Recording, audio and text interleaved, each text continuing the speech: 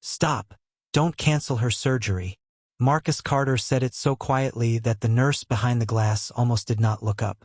His dark blue security uniform was still creased from the night shift.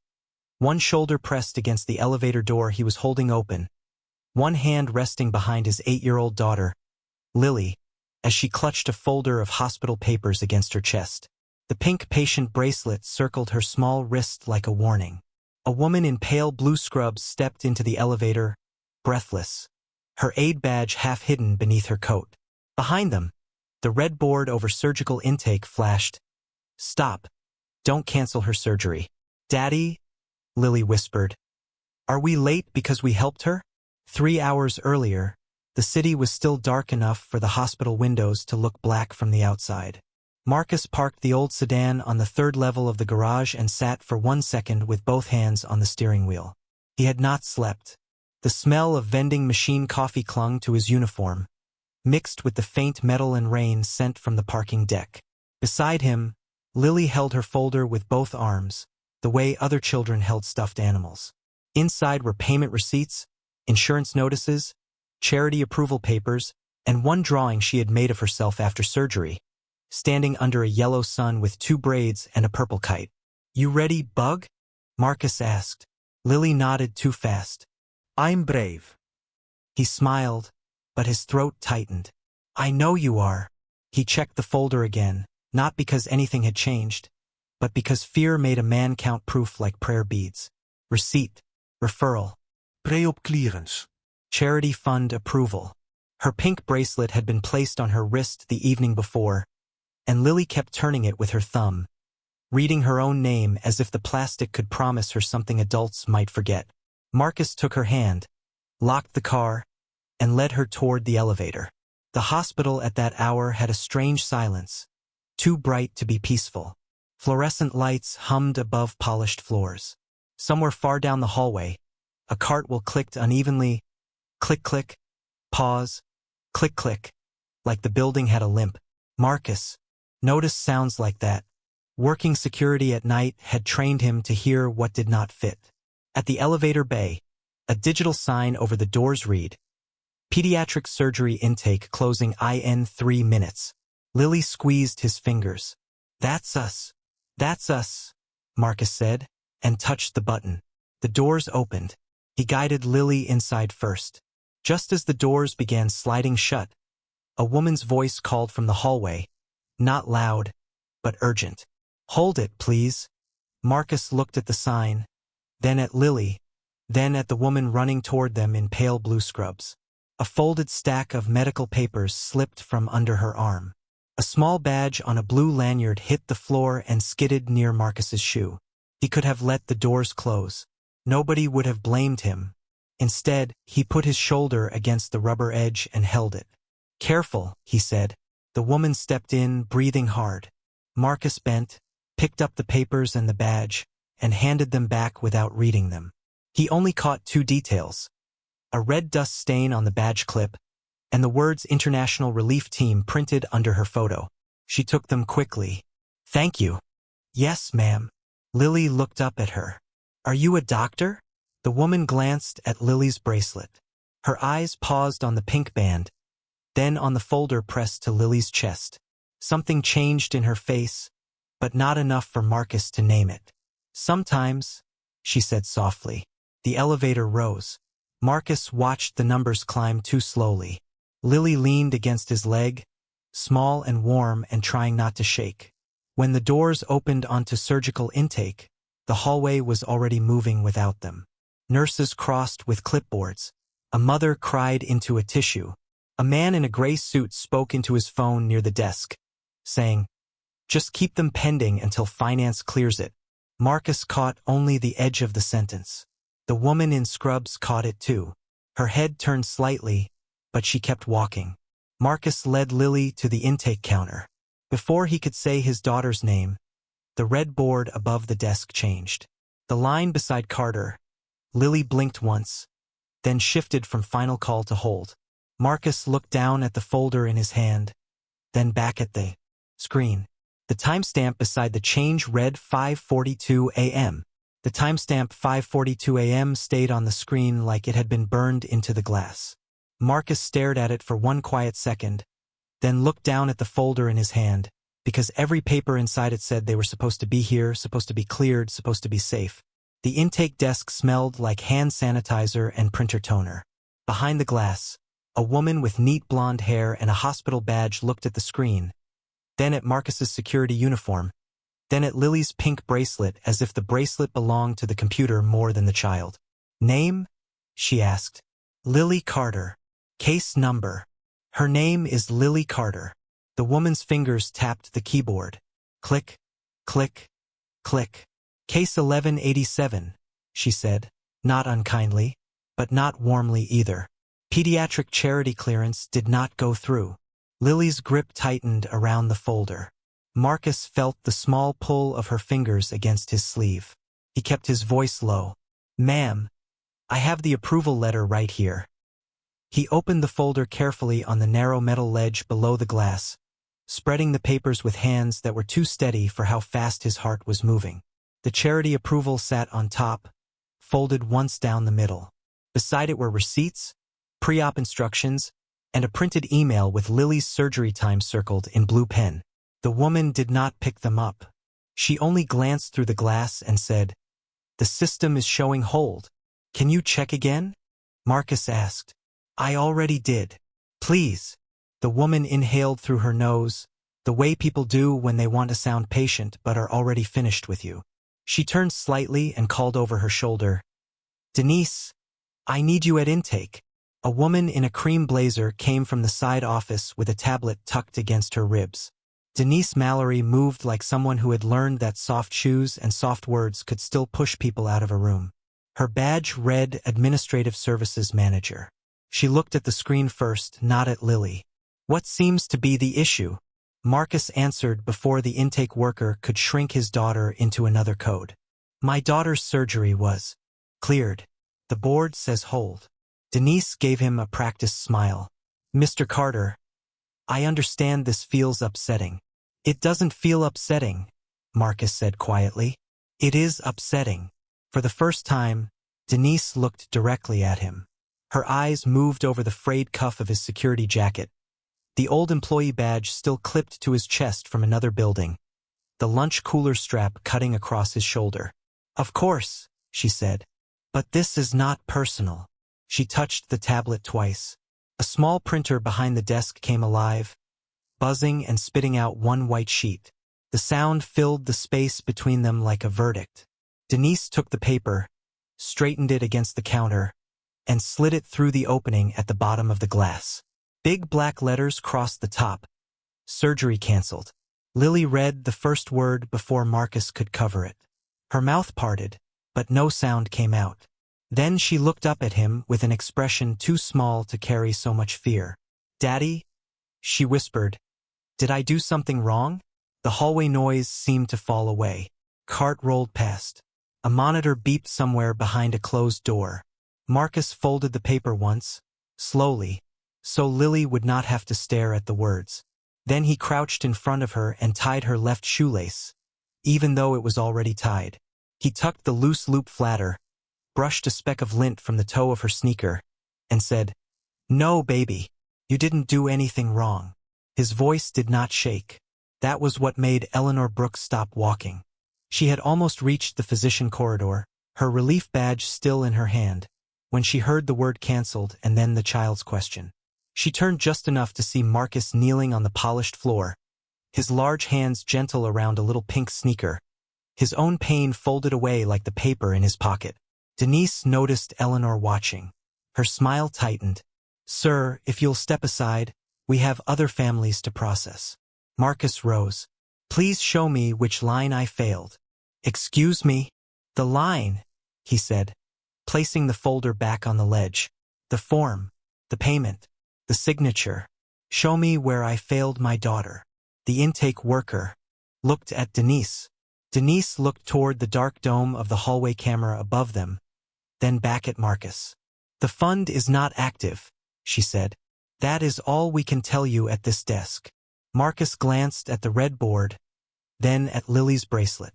Her name was still there in tiny black print, wrapped around her wrist like the last piece of truth nobody had managed to take. Behind the glass, Denise lowered her voice and made a call.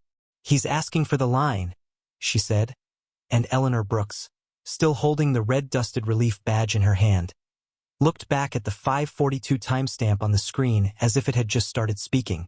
Denise's words stayed in the air after she lowered the phone. "He's asking for the line. Not the father. Not Mr. Carter." Marcus heard it, but he did not answer it.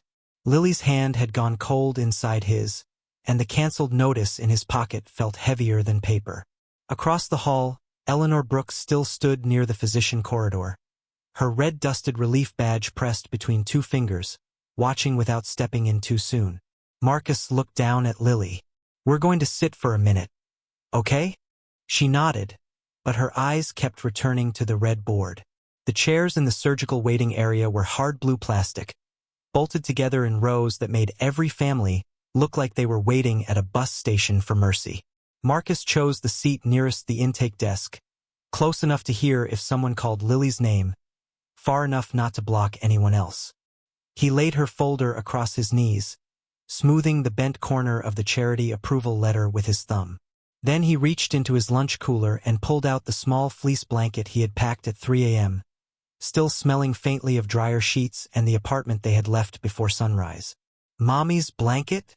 Lily whispered. "Your blanket now," Marcus said. He draped it over her legs. The words hit him in a place he did not show. His wife, Naomi, had folded that blanket the same careful way every time Lily got sick as a toddler. Marcus could still remember her saying, "Don't let fear make you hard, Mark." He swallowed once and tucked the blanket under Lily's knees. A few seats away, an elderly man in a wheelchair tried to push himself through the automatic door to radiology. One front wheel caught in the metal groove where the door track met the floor. The man pushed again. The chair jerked. A paper cup tipped in his lap, spilling ice chips over his blanket. Two people glanced over, then looked away because hospitals teach people to protect their own emergencies. Marcus looked at the intake desk. No one had called Lily. He leaned toward his daughter. "Stay where I can see you." "Okay." He stood and crossed the floor. "Sir, may I help with that?" The old man looked embarrassed. "I'm fine." Marcus did not reach for the chair without permission. "Yes, sir. I believe you. That wheel's just caught." The man paused, then nodded. Marcus crouched, set one hand on the cold metal frame, lifted the front wheel half an inch, and eased it over the groove. He picked up the fallen cup, gathered the ice chips with a napkin, and pressed the door button with his elbow. "There you go." "Thank you," the man said, voice rough. "My daughter was supposed to meet me. We'll get you where you can wait safely." Marcus pushed him only as far as the radiology bench, then locked the wheels and made sure the man's blanket was not dragging. Took less than 2 minutes. Cost Marcus more than he wanted to admit. When he turned back, Denise was watching from behind the glass with a look that said kindness was either foolish or inconvenient. She spoke to the intake worker without covering her mouth. "If he leaves the waiting area, mark him unavailable." Eleanor heard it. Her eyes moved from Denise to the camera dome above the hallway, then to Marcus, who had already returned to Lily. He had not heard the whole sentence, but he noticed the intake worker's hand move toward the keyboard too quickly. He noticed things like that. A guard working overnight learned how guilt touched objects before it touched faces. Lily tugged his sleeve. "Daddy, if we help people, will somebody help us?" Marcus sat beside her and adjusted the pink bracelet where it had twisted against her wrist. Her name was still printed clearly, Lily Carter. He smoothed the plastic with one thumb, gentle as if the bracelet were skin. "We help because it's right, baby," he said. "Not because it comes back." A little boy across from them began crying, dry-mouthed and tired, reaching for the water bottle in his mother's purse. "He can't drink before anesthesia," the mother whispered, near tears herself. Marcus opened his lunch cooler again. The last water bottle was there, unopened, sweating in the fluorescent light. He looked at it, then at the pre-op sign on the wall. "No liquids." Nothing by mouth. He pulled out a clean napkin instead, poured a few drops of water onto it, and handed it to the mother. Maybe just wipe his lips. Don't let him swallow. The mother stared at him for a second, then nodded with relief. Lily watched, then peeled a tiny cartoon star sticker from the corner of her hospital folder and held it out to the boy. "This is for being brave," she said. The boy stopped crying long enough to look at it. Eleanor's expression changed, not into trust yet, but into attention. She stepped closer to the intake computer Denise had left unlocked for only a moment, and on the screen beside case 1187, the history tab showed one fresh line in gray text. Status changed at 5:42 a.m., before patient arrival. The gray line on the screen did not accuse anyone. It only sat there, quiet and exact. Status changed at 5:42 a.m., before patient arrival. Eleanor Brooks read it once, then again, while the fluorescent light above the intake desk flickered against the glass. Marcus had just returned to his seat beside Lily when Denise noticed Eleanor near the computer and stepped in fast, her cream blazer brushing the edge of the counter. "Doctor, that terminal is for intake staff only," she said, polite enough to sound harmless. Eleanor looked at her without moving her hand from the mouse. "I'm reviewing why a pediatric surgery was placed on hold."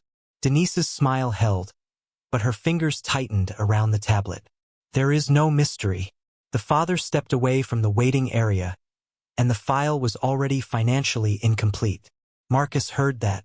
He lifted his eyes, but not his voice. "I stepped away to help a man whose wheelchair was stuck. No one is blaming you, Mr. Carter." "Then please don't build the sentence that way." The intake worker looked down. Lily sat very still under Naomi's old fleece blanket, her pink bracelet resting on top like a small band of truth. Eleanor finally stepped back from the terminal, not because Denise had one, but because she had seen enough to know the first answer was hidden behind the first answer. She turned toward the woman in navy scrubs coming down the corridor with a medication cart and silver hair pinned at the back of her neck. "Marlene," Eleanor said. The nurse stopped. For half a breath, recognition crossed her face. "Dr. Brooks." Denise's head snapped slightly toward Eleanor, but Eleanor gave the smallest shake of her head, a warning not to announce anything yet. "Do you remember a Lily Carter? Pediatric fund approval?" Marlene Price looked past her toward Lily, and her expression softened. "Yes, 8 years old. Scheduled for neurovascular repair. Cleared last week." Denise cut in gently. "Nurse Price, finance status changed this morning."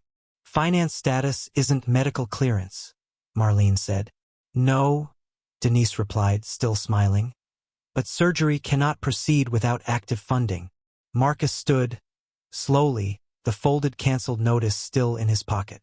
He placed Lily's folder on the metal ledge beneath the glass and opened it to the approval letter. He did not shove it forward. He did not slap it down. He simply turned it so the overhead light fell across the date. "This says approved last Thursday," he said, "and the board changed her to hold at 5:42. Denise leaned closer and gave the paper one quick glance. Too quick. Approvals are always subject to administrative review. Marcus looked at the board, then at the intake computer, then at Denise. His eyes were tired, but they were clear. "Was the review before or after my daughter got here?" The question did not sound angry.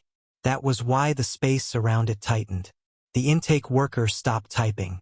Marlene stopped moving the medication cart. Even Lily looked up, because she recognized the voice Marcus used when he was checking if the stove was really off or if a door lock had clicked all the way into place. Denise tapped her tablet. "The system updates continuously." "That wasn't my question." Eleanor looked at Marcus then, really looked at him. Not as a desperate father. Not as a man in a worn security jacket. As someone who had noticed the one hinge on which the whole story might turn. Denise exhaled through her nose. At 5:42, the file entered administrative review. That is standard when charity accounts are under restriction. Under restriction by whom? Eleanor asked. Denise's mouth closed for half a second. Finance. Who in finance? The CFO's office. Marlene's hand tightened around the cart handle. Eleanor turned back to the screen and requested the service log. Denise moved half a step sideways, almost unconsciously, putting her shoulder between Eleanor and the monitor. It was a small movement, too small for most people to notice. Marcus noticed. Security work had taught him that people blocked what they feared might be seen. Eleanor saw it too. She reached around Denise, clicked history, and the log opened with a thin electronic chirp. Charity clearance suspended, administrative review. Access code. Vlangford CFO. Time. 5:42 a.m. No medical note attached. No surgeon override attached. No family notification attached. Lily tugged Marcus's sleeve. "Daddy," she whispered, pointing at the paper on the ledge. "That was the time when we were still in the car." Marcus put one hand over hers, steady and warm. "I know, baby," Denise said quickly. Children often misunderstand times.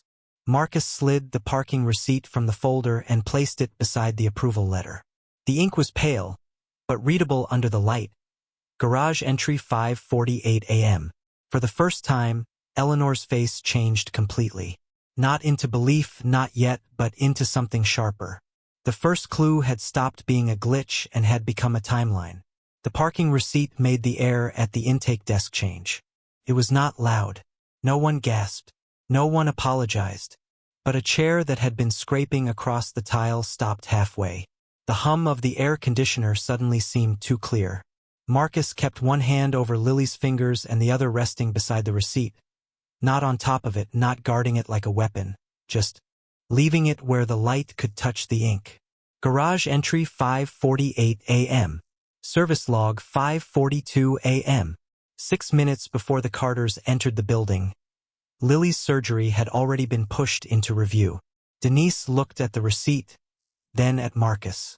"Mr. Carter, parking times are not medical records."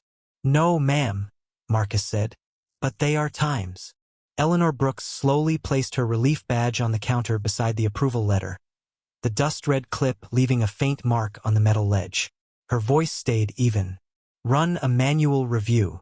Denise's smile returned too quickly. "Doctor, that is not necessary at the desk. I can take Mr. Carter's paperwork to administration and resolve this privately. Run it here. We don't want to create confusion for other families." Marcus glanced at the people sitting behind him, parents holding backpacks, blankets, stuffed animals, all pretending not to listen while listening with their whole bodies. He turned back to Denise. "Truth doesn't confuse people. Hiding it does." Denise's jaw tightened, but only for a second. She nodded to the intake worker. "Manual review. Case 1187. Lily leaned against Marcus's side. He bent slightly. "You okay, Bug? Is the computer mad at us?" she whispered. "No, baby. Computers only show what people put in." That sentence made Eleanor look at him again. Not with pity, with attention. The intake worker typed. The screen reflected in the glass, pale blue lines moving across Marcus's face. Insurance verification. Complete. Surgeon clearance. Complete. Preoplops. Complete. Charity approval. Complete. The worker swallowed. Denise stepped closer. "Scroll down." The worker did. At the bottom, one line appeared in yellow. Patient balance pending charity disbursement. Amount, $486.00. Marcus stared at the number. $486. The amount sat there small and ridiculous beside the cost of a child's surgery. Small enough to be called a fee, large enough to close a door. He took out another paper from the folder, the charity commitment letter, and slid it forward. His thumb paused over the paragraph where the fund promised to cover all remaining pediatric surgery balances after insurance. Adjustment. He did not raise his voice.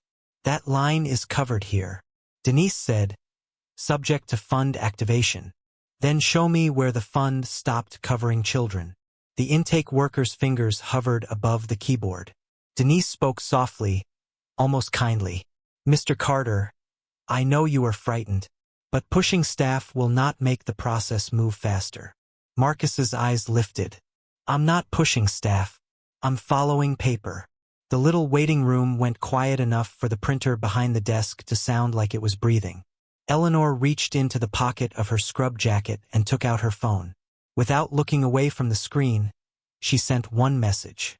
Preserve intake logs and call recordings from 5:30 to present. Do not delete footage.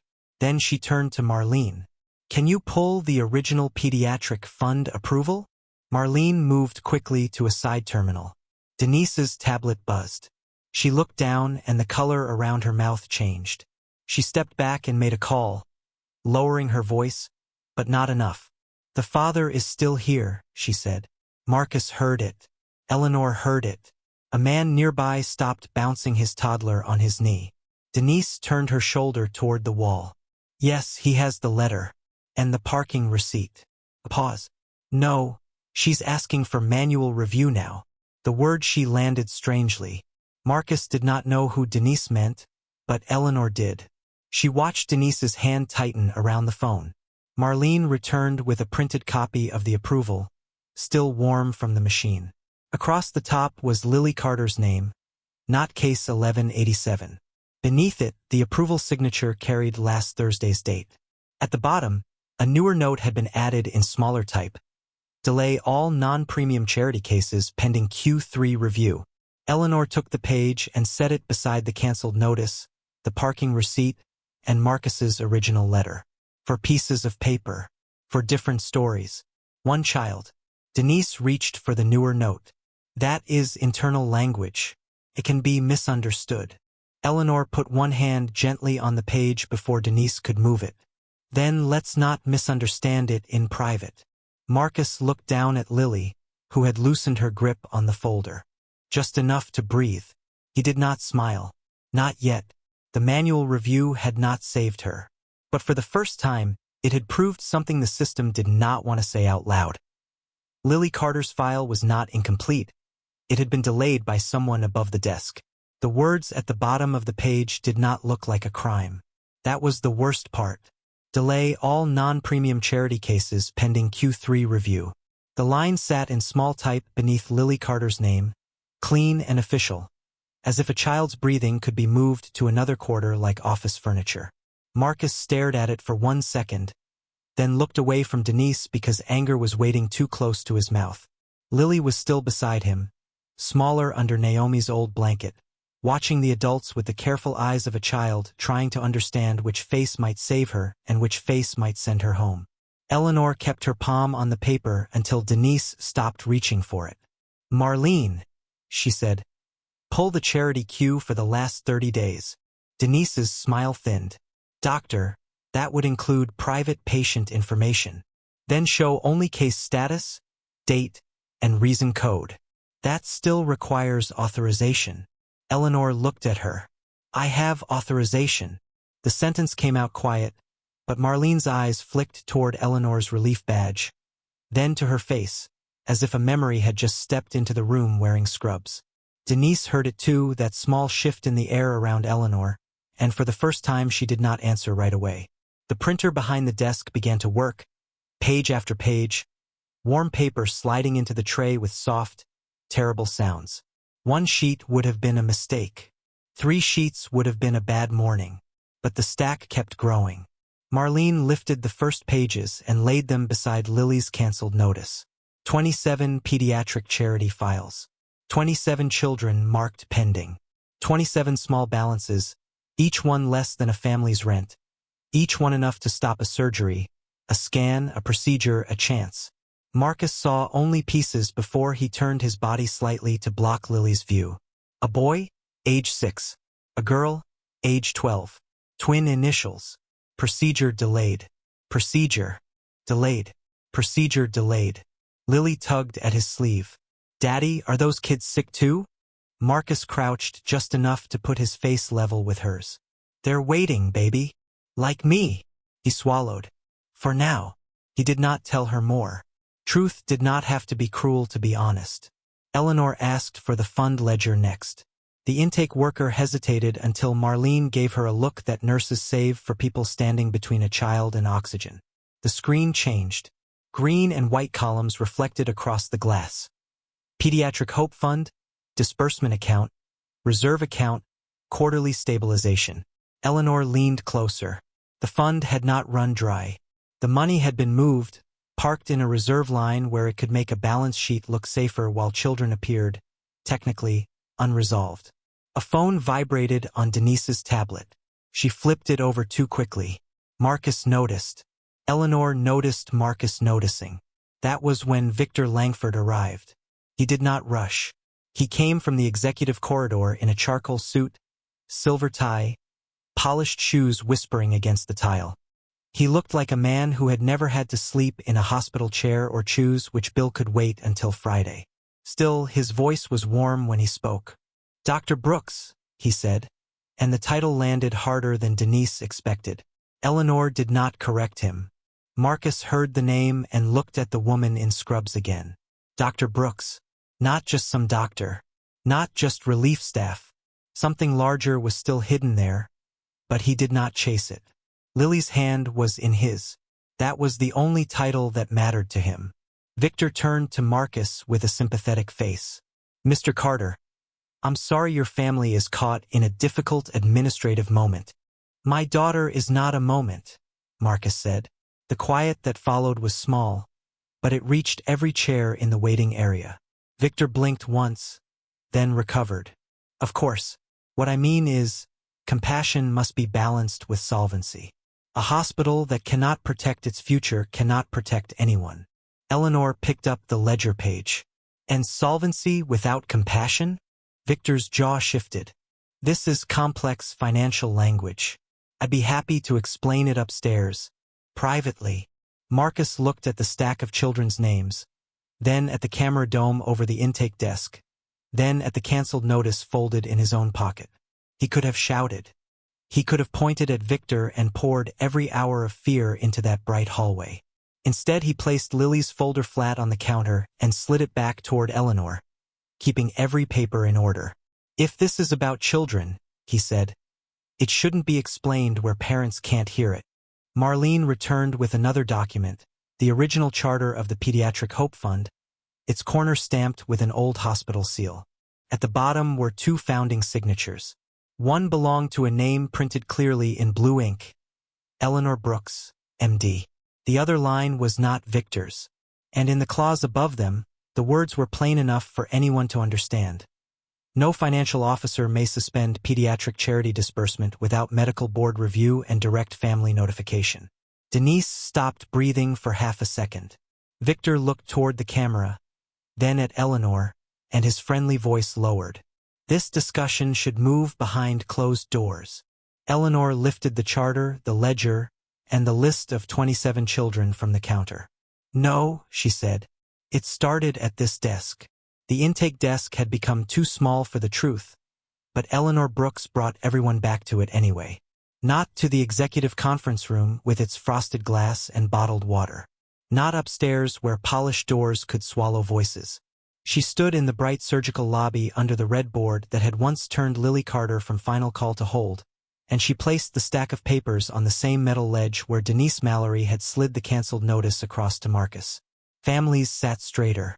Nurses slowed without meaning to.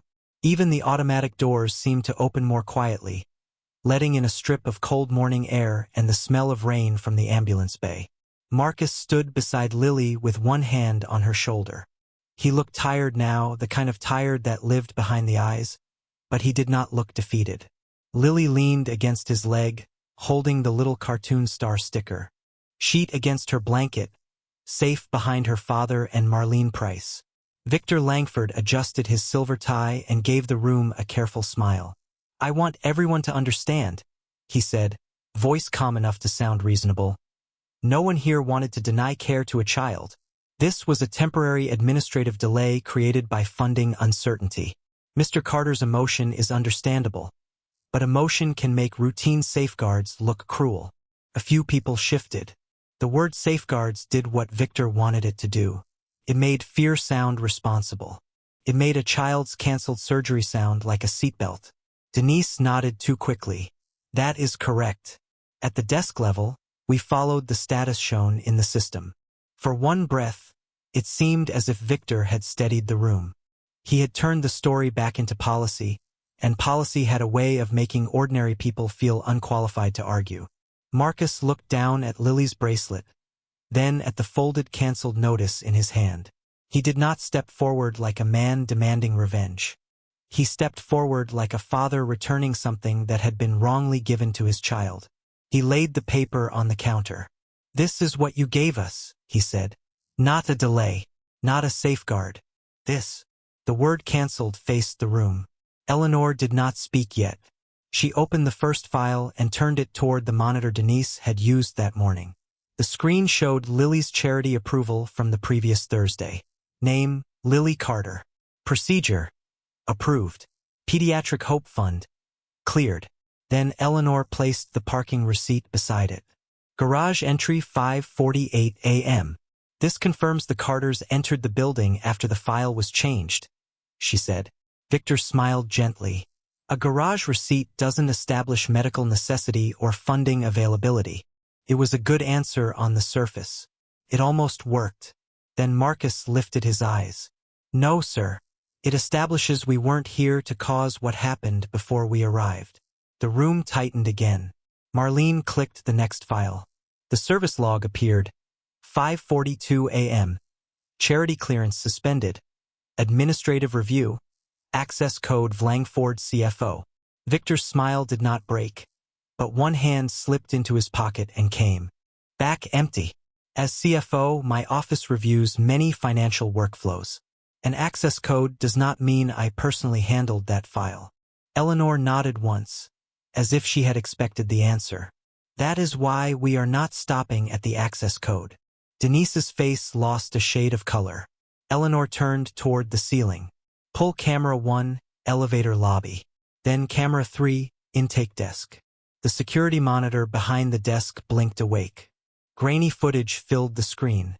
First came Marcus at the elevator, shoulder against the door, Lily clutching her folder, Eleanor in scrubs stepping inside with the relief badge in her hand. The room watched the small kindness replay without music, without explanation, just a tired father choosing not to let a door close on a stranger. Lily looked up at the screen. "That's when Daddy helped you," she said softly. Eleanor's eyes flickered, but she kept her voice steady. "Yes." The footage changed to the intake desk. Denise appeared before Marcus arrived, leaning toward the computer. The timestamp read 5:43 a.m. A yellow label opened on Lily's file, manual delay. Denise spoke quickly. "That label populates automatically when finance places a restriction." Eleanor clicked again. The call log opened beside the footage. 5:41 a.m. Outgoing internal call. CFO office to intake admin. Duration 1 minute, 12 seconds. Victor's voice sharpened for the first time. "Dr. Brooks, internal call logs are not public documents. This is inappropriate for a waiting area." Marcus put one hand over Lily's ear closest to the counter, not to hide the truth, but to soften the world. "I'm not here to embarrass anybody," he said. "I'm here so the truth doesn't get buried where my daughter's name was buried." The lobby went still. Eleanor reached for the final control on the screen, and a small file icon appeared from the hospital recording box, labeled CFO Office, 5:41 a.m. The file from the recording box opened with a soft click, and for a moment there was only room tone. The faint buzz of fluorescent lights, the distant roll of a cart, the dry rustle of someone moving paper near a phone. Then Victor Langford's voice came through the lobby speakers, calm and unmistakable. "Keep charity surgeries technically pending until quarter close. Do not call it canceled." The words did not explode. They settled. They landed on the intake desk, on Lily's folded blanket, on the canceled notice under Marcus's hand, on every parent who had ever been told to wait while someone behind a desk used softer language for harm. Denise's lips parted, but nothing came out. The intake worker slowly took her hands off the keyboard as if the keys had become hot. Victor stood perfectly still except for his right thumb, which rubbed the side of his silver ring once, twice, 3 times. Eleanor did not look triumphant. She looked sick with recognition, like a doctor hearing a heartbeat stop and knowing exactly who had ignored the warning signs. She tapped the screen again. Beside the recording, She brought up the service log. 5:42 a.m. Charity clearance suspended. Administrative review. Access code Vlangford CFO. Then the transaction receipt. Pediatric Hope Fund allocation moved to quarterly stabilization reserve. Then the list. 27 children, all marked pending, all under the same reason code. Victor cleared his throat. It sounded too small for the room. That recording lacks context. No one moved. A phone vibrated somewhere in a purse, loud as a trapped insect. Eleanor turned the monitor so the lobby could see the whole chain at once. Approval letter, parking receipt, service log, manual review, camera, call log, recording, ledger. The context is here, she said. A child was approved. The fund was active. Her family arrived after the hold was entered. The money was not gone. The surgery was not medically delayed. And your office instructed staff to hide a cancellation behind the word pending. Victor looked toward the ceiling camera, then away. His face had not collapsed. Men like him did not collapse easily. But the polish was gone from his voice. You are making an operational decision in public. Eleanor reached into the pocket of her scrub jacket and pulled out her hospital identification card. Not the dust-marked relief badge, the real one. She clipped it to the front of her scrubs where everyone could see her name. Eleanor Brooks, MD, co-founder, chief medical officer. A sound moved through the lobby. Not quite a gasp, not quite a whisper. Denise lowered her eyes. Marlene Price stood straighter. Marcus looked at the card, then at the woman he had held the elevator for, and something passed across his face that was not shock exactly. It was the painful understanding that the stranger he had helped had been carrying a door inside her the whole time. Eleanor turned to the surgical charge nurse. Restore Lily Carter's clearance under the Pediatric Hope Fund. Reinstate every child on this list for immediate clinical review. Remove Victor Langford's financial access until the board and regulators complete an audit. Victor's pen slipped from his hand and struck the tile with a thin metallic sound. No one picked it up. Then Eleanor looked at the red board above intake. And stop, don't cancel her surgery. Take her now. The words from the thumbnail became real in the place where the harm had happened. The board beside Lily Carter changed from hold to cleared. Lily inhaled as if she had forgotten she was allowed to. Marcus bent down, kissed the top of her head, and smoothed the pink bracelet on her wrist. You're still my brave girl, he whispered. Lily held his hand until the nurse came with the rolling bed. At the door to the surgical corridor, her fingers tightened once. Daddy, I'm right here. Did the truth help us? Marcus swallowed, his eyes wet but steady. Yes, baby. The truth and people who finally listened. The doors opened. Marcus had to let go. He did it slowly, not because he was afraid to lose her, but because love sometimes asks a father to release the hand he has spent his whole life protecting. As Lily disappeared toward the operating room, the lobby remained silent, and Marcus stood there with the canceled notice folded in his palm, facing a kind of recognition he had never asked for. The lobby did not clap when Lily disappeared through the surgical doors. It simply exhaled. Parents lowered their eyes to the children beside them. Nurses returned to their stations more softly than before. Denise Mallory stood behind the intake glass with both hands folded in front of her. No longer protected by the language of procedure. Victor Langford was escorted upstairs by hospital security, not in handcuffs, not in spectacle, but with his access badge already disabled and a written order for an independent audit waiting in the board office. Marcus stayed where he was until the red board changed again, this time from cleared to in surgery. Only then did he sit. The canceled notice remained folded in his palm, damp at the edges from his hand. Eleanor Brooks sat 2 chairs away from him, not too close, not like someone trying to own the moment. Mr. Carter, she said. What happened to your daughter should never have reached that desk. Marcus looked at the surgical doors. But it did.